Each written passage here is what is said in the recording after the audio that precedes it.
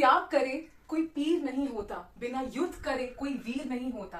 ये तो हजारों वर्षों की तपस्या का फल है, वरना ऐसे ही कोई नेताजी सुभाष चंद्र बोस जैसा वीर नहीं होता। नमस्कार. Hello everyone, my name is Madhumita Chatterjee.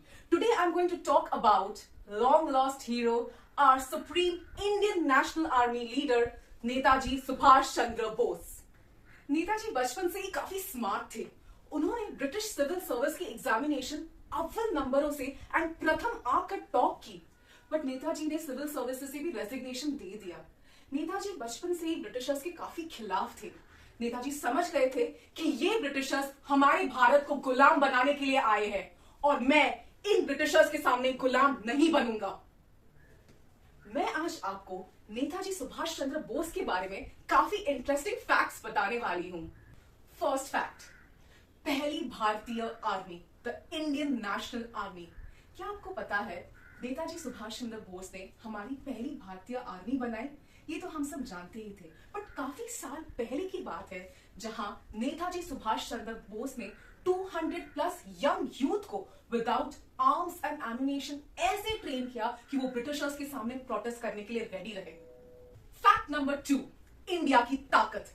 Netaji ने गांधी जी को काफी समय तक सपोर्ट किया फॉर नॉन वायलेंस मूवमेंट, अहिंसा मूवमेंट, पर फिर नेताजी को रियलाइज हुआ कि ब्रिटिशर्स हमें वीक समझ रहे हैं, वो हमें ऐसे आजादी नहीं देने वाले। नेताजी ने गांधी जी को सिर्फ एक बात बताई, आजादी मांगी नहीं जाती, आजादी छीन ली जाती है। फिर नेताजी ने जर्मनी जाके अपनी इंडियन आर्मी खड़ा करने का प्लान किया। Fact number 3, house arrest. Britishers ने नेताजी को अपने ही घर में हाउस अरेस्ट करके लिए रखा था। ब्रिटिशर्स ने ऑलमोस्ट 12 गार्ड्स उनकी निगरानी करने के लिए रखे थे उनके ही घर में। नेताजी तो काफी स्मार्ट थे, वो उन 12 गार्ड्स को चकमा देके भाग गए अपने ही घर से। ब्रिटिशर्स को एक वीक तक पता ही नहीं चला कि नेताजी सुभाष चंद्र बोस अपने घर में ही नहीं है। फैक्ट नंबर 4, हिटलर से मुलाकात। हम सब जानते हैं कि Indian national army Netaji Bose ने जर्मनी में खड़ा की। वहां के इंडियन प्रिजनर्स की मदद से नेताजी बोस ने 3000 सोल्जर्स की इंडियन की आर्मी बनाई।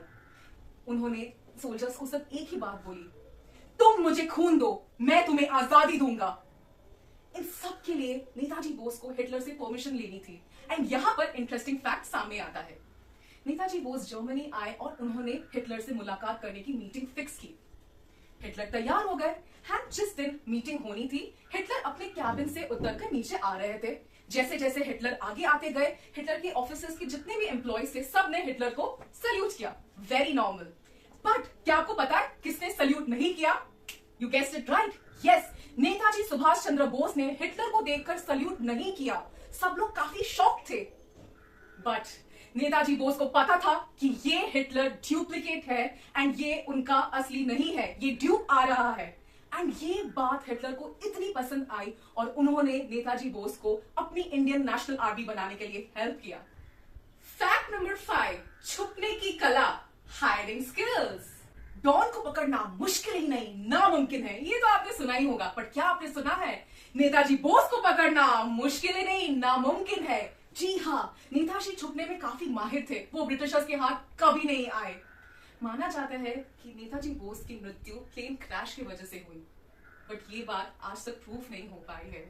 बट वो ब्रिटिशर्स के हाथ कभी नहीं आए। इस रिपब्लिक डे में हम नेताजी सुभाष चंद्र बोस को काफी नमन करते हैं, क्योंकि आज उन्हीं की वजह से हम आजाद भारत में खड़े हैं।